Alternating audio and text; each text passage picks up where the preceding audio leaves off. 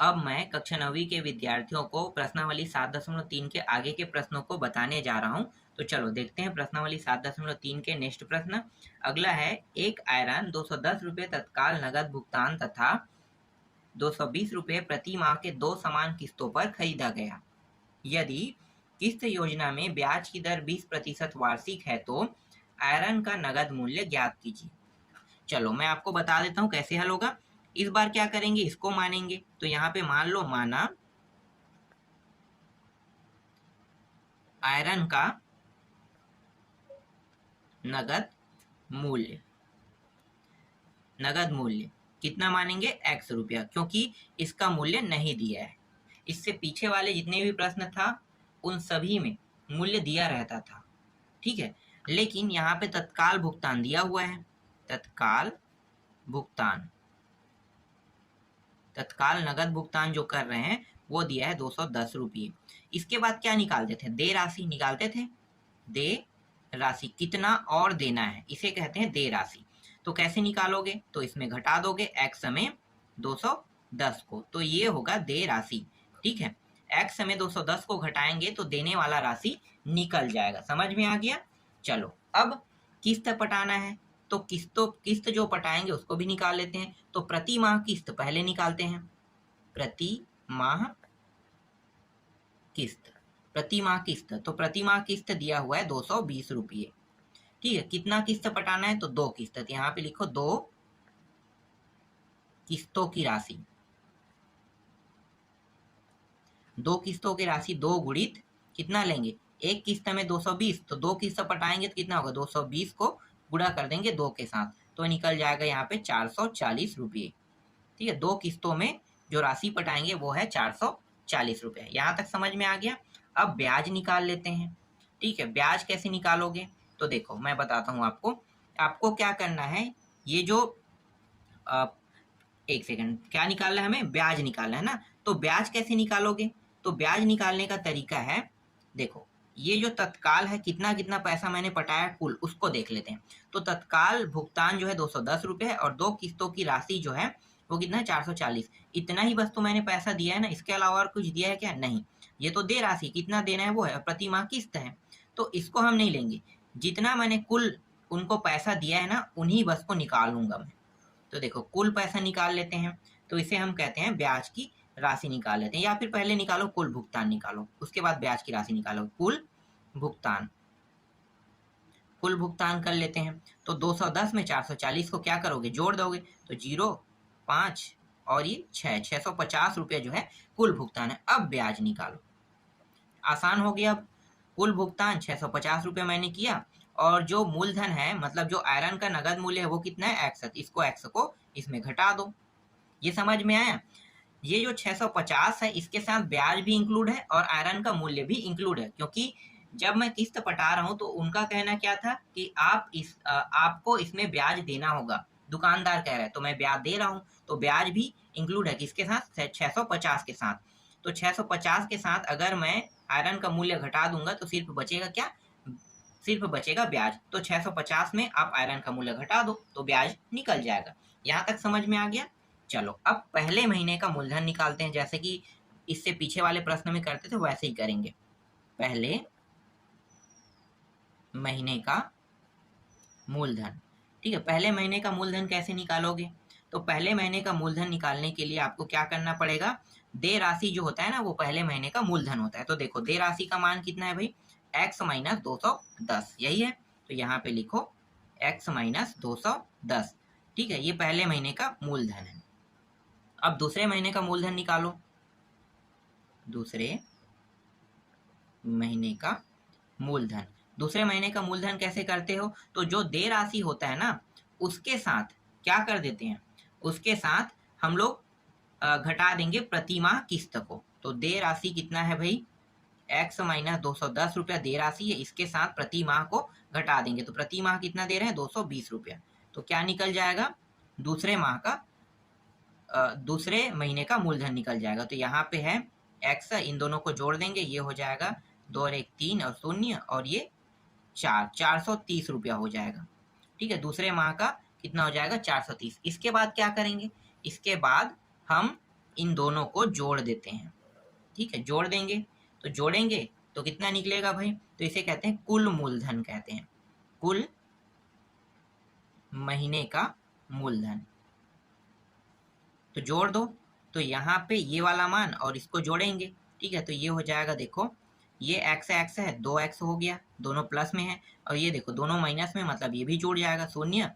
यहाँ पे 3 और 1 कितना हो गया 4, 4 और 2 कितना हो गया 6, यहाँ पे कितना आ रहा है 640 आ रहा है। ठीक है, तो 640 रुपये यहाँ पे लिख लो। अब प्रतिशत देख लेते हैं। ठीक है, तो प्रश्न में प्रतिशत कितना दिया है, तो ब्याज का प्रतिशत है, ब्याज की दर, इसे हम कहते हैं ब्याज की दर कहते हैं। ब्याज की दर दिया हुआ है 20%। अब साधारण ब्याज का सूत्र लगा दो, तो यहाँ पे सूत्र लगाते हैं ब्याज बराबर P गुणित R गुणित N अपान 100, यही सूत्र है। ठीक है, तो कुल मूलधन को हम कहते हैं P कहेंगे, कुल मूलधन को क्या कहेंगे P। तो यहाँ पे 2x दिया है माइनस 640, R का मान यहाँ पे 20 दिया है, और N का मान एक महीने का कितना होगा 1 रहेगा, और एक साल में कितने माह होता है 12, तो इस तरह से लिखो इसे, और ये दोनों कोष्टक में है ना, और यहाँ पे 100 रहेगा। और ब्याज कितना है भाई, तो ब्याज भी आप लोग देख लो, यहाँ पे देखो 650 माइनस एक्स, तो ब्याज में आपको लिखना है 650 माइनस एक्स ब्याज है, इस तरह से। यहाँ पे एक शून्य यहाँ पे कट गया, 2 के पारस 2 एकम 2 पंचे, ये भी कट गया। ठीक है, कितना होगा 12 पंचे 60, तो ये हो गया 12 पंचे 60, और 60 जो है इसको इस साइड ले जाएंगे, तो ये किसमें भाग के रूप में है, तो भाग के रूप में इसका मतलब ये होगा कि ये तिर्या गुणा होगा। तिर्या गुणा का नियम क्या है, जोड़ना घटाना होने पर पक्षांतर होता है, और गुणा और भाग के रूप में होने पर तिर्या गुणा। तो नीचे से कहाँ चला जाएगा ऊपर, तो 12 पंचे 60 गुणा कर देते हैं, 60 गुणित ये हो जाएगा 650 माइनस एक्स, और इस साइड में ऊपर में क्या बचा है, देखो ये एक है ये भी एक बन गया, बस बचा है ये वाला मान, तो 2x माइनस 640 बस बचा है। इसका अंदर गुणा कर देते हैं, तो गुणा करेंगे तो ये हो जाएगा 6 पंचे 30 का शून्य, हासिल आई 3, 6 छक्के 36 और 3 कितना हो तो 39, एक शून्य 2 शून्य यहाँ पे लगा दो, और इसके साथ इसका भी गुणा करेंगे तो माइनस 60x हो जाएगा, फिर बराबर 2x माइनस 640। ठीक, यहाँ तक समझ में आ गया। चलो x वाले को एक साइड ले जाते हैं, और नंबर को एक साइड, तो ये 39,000, और ये माइनस में इस साइड आके क्या हो जाएगा प्लस में हो जाएगा 640, और ये माइनस में उस साइड ले जाएंगे तो 2x, ये प्लस में हो जाएगा 60x हो जाएगा। दोनों को जोड़ दो, तो ये 0, ये 4 और ये 6, फिर 9 और ये 3, बराबर इन दोनों को जुड़ेंगे तो ये 62x हो जाएगा। ठीक है, x बस अब मुझे अकेला चाहिए, तो मैं क्या करूँगा, इसके लिए ये जो 62 है इसको हटा दूंगा। ठीक है, तो यहाँ पे x अकेला हो गया, और यहाँ पे गुणा ग्रुप में मतलब क्या होगा तिर्या गुणा, तो 39,640 अपान 62, इसको भाग देंगे, तो भाग दे रहा हूँ डायरेक्ट। ठीक है, तो इसका आंसर मैं डायरेक्ट लिख लेता हूँ, तो इसका आंसर आ रहा है यहाँ पे 639.35, ये इसका आंसर है, और यही मान ज्ञात करने के लिए कहा गया था। ठीक है, तो आयरन का नगद मूल्य कितना है 639.35 रुपये है। समझ में आ गया, इस तरह से मानों को ज्ञात किया जाता है। छठवां प्रश्न है, एक शोरूम में एक स्कूटर का नगद मूल्य 20,000 है, किस योजना में यह 11,000 तत्काल नगद भुगतान के पश्चात समान वार्षिक किस्तों में 25% वार्षिक ब्याज की दर पर उपलब्ध है। यदि ब्याज प्रति वर्ष संयोजित किया जाए तो प्रत्येक किस्त की राशि ज्ञात कीजिए। जो दिया है उसको पहले हमें लिखना होता है, तो लिख लेते हैं। तो दिया क्या है भाई, दिया है स्कूटर का नगद मूल्य, तो यहाँ पे लिखो स्कूटर का नगद मूल्य। इस प्रश्न को देखने पे आपको लग रहा होगा कि इसका भी सलूशन पहले जैसा होगा, जैसे इससे पहले वाले जितने भी प्रश्न बनाए थे ना वैसा ही आपको लग रहा है, लेकिन नहीं, यहाँ पे एक डिफरेंस है, मैं आपको बताऊंगा उसे क्या डिफरेंस है। पहले लिख लेते हैं 20,000 रुपये। ठीक है, 20। अब तत्काल नगद भुगतान कह रहे हैं, तो तत्काल भी उसको भी लिख लेते हैं भाई, तत्काल नगद भुगतान कितना कर रहा है 11,000 रुपये। अब दे राशि निकाल लेते हैं, दे राशि कितना और देना है, इसे कहते हैं दे राशि।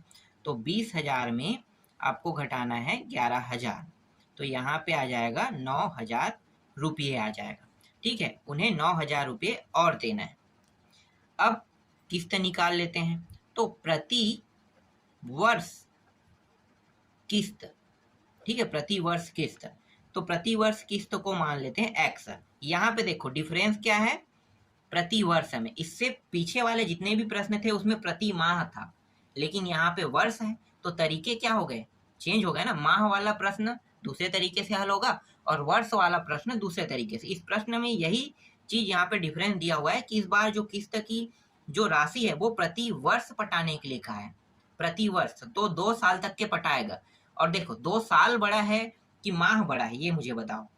साल बड़ा है ना, 2 माह में तो सिर्फ 2 ही माह रहेगा, लेकिन 2 साल में माह कितना होगा, 24 माह, 24 माह, जिसमें एक साल में एक बार, दूसरे साल में दूसरी बार पैसा पटाना है। इसलिए यहाँ पे तरीका जो है वो चेंज हो रहा है। डिफरेंस आपको पता चल गया। वर्ष वाला जब भी बात करेगा ना, तो आपको अभी मैं जो बताऊंगा उसी तरीके से हल करना, और माह वाला जो प्रश्न कहेगा वो पीछे जितना भी मैंने बताया उसी तरीके का उपयोग करना है। समझ में आ गया, यहाँ पे माह और वर्ष में डिफरेंस है। अब ब्याज की दर लिख लेते हैं। तो यहाँ पे लिखो ब्याज की दर कितना है, 25% दिया हुआ है। ठीक है, 25% दिया हुआ है। चलो आगे अब भर लेते हैं। अब यहाँ पे मूलधन को भी मान लेते हैं भाई। तो यहाँ पे जो P1 है, ठीक है, और P2 है, P1 P2, P1 पहली, P1 P2 क्रमशः पहली और दूसरी राशि का क्या है, मूलधन है। मैं शॉर्टकट में लिख लेता हूं, ठीक है। पहली और दूसरी राशि का मूलधन क्या है, P1 और P2। तो यहाँ पे मैं x नहीं रख लेता हूं, x बराबर ये मिश्र धन है, ठीक है, जो प्रतिवर्ष किस्त की राशि ना x मान लो। अब यहाँ पे सूत्र लगा दो, P1 1 प्लस R/100, इस तरह से एक हो गया। ठीक है, एक और है, क्योंकि ये पहले के लिए था, अब दूसरे के लिए निकालेंगे, तो दूसरे के लिए फिर x लेंगे और इस बार P2 लेंगे, 1 प्लस R/100, और ये 2, ये एक वर्ष के लिए, ये दूसरे वर्ष का है। समझ में आ गया, एक वर्ष और दूसरे वर्ष के लिए। चलो अब क्या करेंगे, यहाँ पे मानों को रख दो। तो यहाँ पे x जैसा है वैसा रहेगा, इसका मान तो ज्ञात करना है। P1 का मान भी नहीं दिया है, और यहाँ पे 1 प्लस R का मान कितना है भाई, 25 दिया है ना, तो 25 बटे यहाँ पे 100 और ये 1। इसके बाद यहाँ पे x जैसा वैसा यहाँ भी रहेगा, P2 का मान जैसा वैसा रखोगे, 1 प्लस R का मान 25 दिया है और इसका मान 100 है, और ये 2 रहेगा। ठीक है, 25 से कम 25 चौक, 25 से कम 25 चौक, दोनों कट गया। तो यहाँ पे x बराबर P1, और ये हो जाएगा 4 एकम 4 और 1 5, 5/4 हो गया। ठीक है, एक है, इसको लिखने की जरूरत नहीं है। यहाँ पे x बराबर P2, और ये भी क्या होगा, 5/4 होगा, और यहाँ पे घात कितना है, 2 है, इसको लिखेंगे। ठीक है, अब ये जो x है, ठीक है, इस साइड में ये वाले जो मान है इसको ले आते हैं, ये संख्या वाला और ये वाला संख्या वाला मान दोनों को इस साइड में ले आएंगे, तो P1 P2 का मान निकल जाएगा। तो P1 P2 का मान निकालते हैं। तो देखो जो नीचे में मान है वो कहाँ पे चला जाएगा, ऊपर में, ऊपर का मान नीचे में चला जाएगा, क्योंकि यहाँ पे क्या है, P1 गुणा के रूप में है। ठीक है, गुणा के रूप में, गुणा के रूप में क्या होगा, तिर्या गुणा, तो यहाँ पे x यहाँ पे रहेगा, और ऊपर में आ गया 4 और नीचे में 5, और यहाँ पे P1 आ गया। ठीक है, तो P1 का मान कितना आया, इतना आ गया। अब P2 का मान भी निकाल लेते हैं। तो देखो सेम वही होगा, 4/5, और ये रहा x और ये रहेगा P2, और यहाँ पे घात जो है 2 का 2 इस तरह से रहेगा। घात कभी भी ऊपर नीचे नहीं होता है, ठीक है, यही बस ऊपर नीचे होगा। यहाँ तक समझ में आ गया। चलो आगे, अब क्या करने वाले हैं भाई, अब मैं यहाँ पे क्या करूंगा, यहाँ पे मैं जो दे राशि है, ठीक है, यहाँ पे लिखो दे राशि के साथ क्या होगा, P1 प्लस P2 दोनों को जोड़ दूंगा। तो दे राशि कितना है, तो दे राशि है 9,000, इसको लिख लो। और P1 P2 का मान कितना है, P1 का मान ये है, तो x, और यहाँ पे 4/5, और P2 का मान कितना है भाई, तो P2 का मान है, इसको भी जोड़ेंगे, तो ये हो जाएगा x 4/5, और घात कितना है, 2 है। देखो यहाँ भी x 4/5, x 4/5 है, तो क्या होगा, उभयनिष्ठ निकाल लेंगे, निकालो उभयनिष्ठ। तो उभयनिष्ठ निकालेंगे तो x दोनों में, तो x बाहर हो गया। फिर यहाँ पे देखो 4/5 है दोनों में, ये भी बाहर हो गया। बचा है इसे बड़ा कोष्टक में लिखेंगे, यहाँ पे कुछ नहीं बचा है मतलब 1 बचा है, प्लस यहाँ पे x निकल चुका है तो यहाँ पे देखो 2 घात था तो 1 घात वाला बचेगा, ठीक है, 4/5 बस यहाँ पे बचा है। यहाँ तक समझ में आ गया? आगे हल करो तो ये हो गया x 4/5, यहाँ पे 5 एकम 5 और 5 4 कितना होता है 9, तो 9 बटे कितना हो गया यहाँ पे 5 हो गया। इस तरह से आप लिख लो। ठीक, समझ में आ गया यहाँ तक? चलो आगे बढ़ते हैं।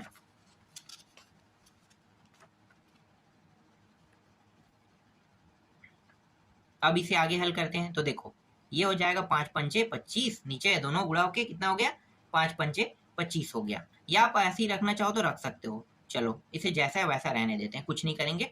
यहाँ पे क्या कर लेते हैं x 4 गुणित 9 कर लेते हैं और 5 गुणित 5 कर लेते हैं, ठीक है, और ये x है। और यहाँ पे कितना था देखो ये पूरा 9000 ना इसके साथ आ रहा है ना, इसे लिख लेते हैं 9000, यहाँ भी 9000, ठीक है। अब क्या करेंगे देखो x के साथ ये पूरा मान गुणा के रूप में, तो इसको क्या करेंगे इस साइड ले आएंगे, तो क्या होगा नीचे का मान ऊपर, ऊपर का मान नीचे चला जाएगा। ये तरीका तो आप लोगों को पता होगा, ठीक है। तो 9000 के साइड में नीचे से मान क्या है ये 5 5, तो 5 गुणित 5 ऊपर चला गया, ठीक है, 5 गुणित 5 ऊपर चला गया और नीचे में क्या आ जाएगा 4 गुणित 9 आ जाएगा और यहाँ पे x बचेगा। 9 के पहाड़ा से देखो 9 एकम 1 0 0 0, ये कट गया एक बार में, फिर 4 के पहाड़े से भी कट रहा है देखो, तो 4 दूनी 8, 2 0 4 पंचे और 2 0, तो ये 250 बार में कट गया। अब सभी को गुणा कर दो तो 250 गुणित 5 पे x देंगे तो मान, तो ये इसको गुणा करो 25 पंचे कितना होता है 125, ठीक है 125, तो ये हो गया 125 और ये 0 गुणित फिर 5 और ये x, इन दोनों को भी गुणा करो तो 25 का 5 और ये हो जाएगा 2, 5 दूनी 10, 2 12 का 2, हासिल आई 1, 5 एकम 5 और 1 6, तो देखो कितना प्राप्त हो गया 6250 रुपये प्राप्त हो गया x का मान। तो यही क्या है x का मान रहेगा।